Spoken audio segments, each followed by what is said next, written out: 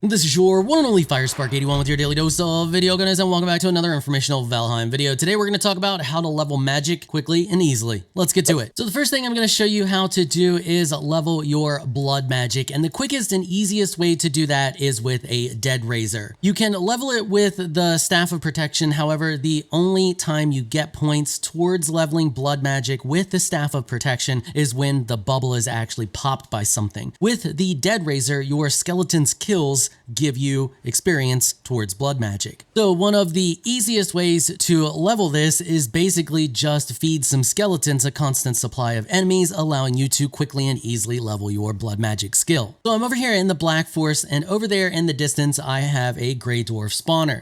Now you want to set your skeletons a decent distance away from the spawner so that they cannot damage the spawner itself. So what I'm going to do is I'm actually going to use this rock right here. This will work really well for what we want to do. And I'm just going to go through and clear out everything around this rock, and then I'm going to flatten the ground around it as well. If you are getting harassed by the gray dwarfs while you are trying to set this up, you can go ahead and just summon 2 skeletons and they will help deal with them. Don't worry, they won't stray too far from you. They will stay in the area. Now that I have the ground level, what I'm going to do is just build a simple 2x2 structure on top of this rock. So we'll just place some floor like that and place some floor like this, and this is because we eventually want to get archer skeletons and we want to have them up off of the ground so that they can't be hit. The next thing we're going to do is we are going to build a wall underneath of this to keep things from getting up underneath of the structure. We want them to be able to shoot down on top of the gray dwarfs.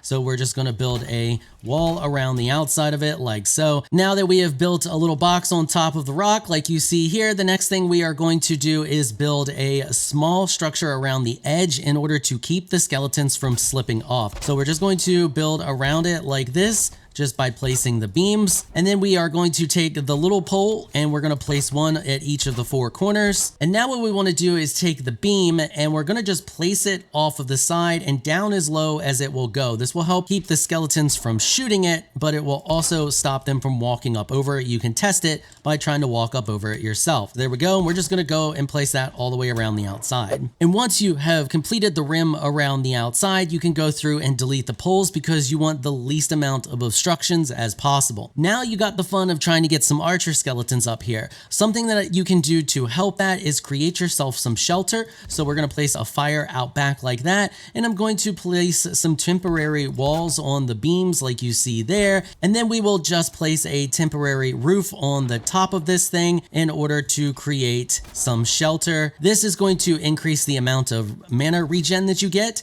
allowing you to just spam spawn skeletons faster. So here we go. We're gonna spawn one and see if it is an archer. It is not, so I'm going to immediately spawn another. If you run into a situation like this where you have a archer skeleton and you have a melee skeleton, and if you were to summon another skeleton, it would override your current archer skeleton, you can turn on PvP and actively attack the melee skeleton that you have summoned so that you can summon a new skeleton without overriding your archer skeleton. One easy way to do that is with archery, or you can use a pole arm and just gently poke at that skeleton so that you don't hit your archer skeleton.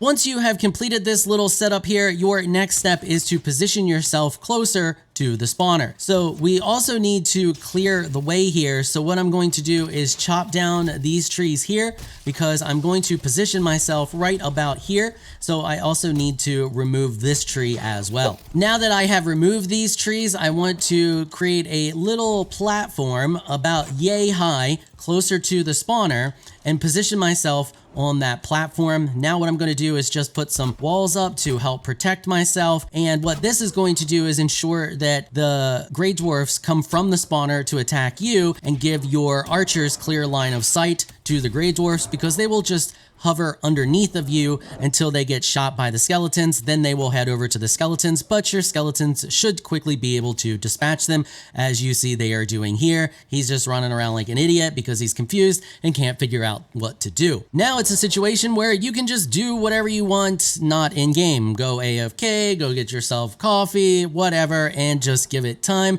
And over time, you will gain skill in blood magic.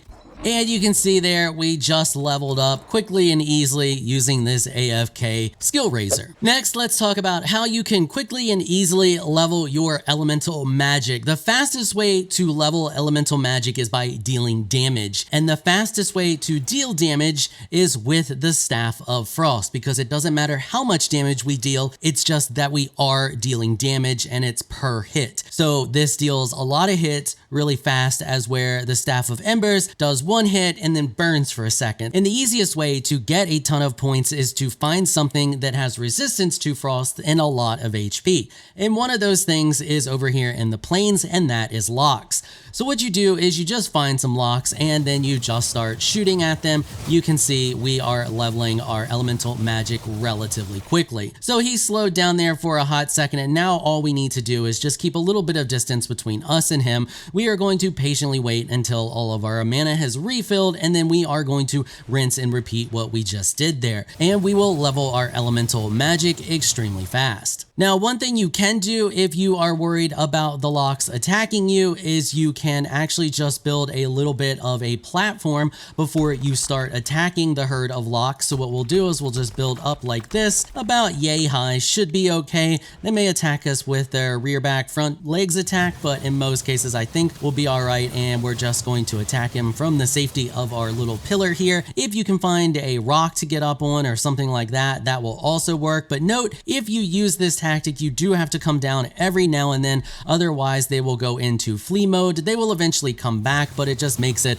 a lot easier if they stand here next to you. But you can see they are resistant. We are not doing a ton of damage to him, and this is allowing us to level our elemental magic really fast. Now you will have to hunt these things down, and that's a bit of a pain in the butt, but this is a quick way to do it. Note that you can do this to tamed locks as well. So if you have a locks breeding program, you can level your elemental magic skill on them. I've reset my elemental magic skill. You can see it's back down to 0, and I have friendly fire on, and all I have to do is just start attacking my friendly locks here.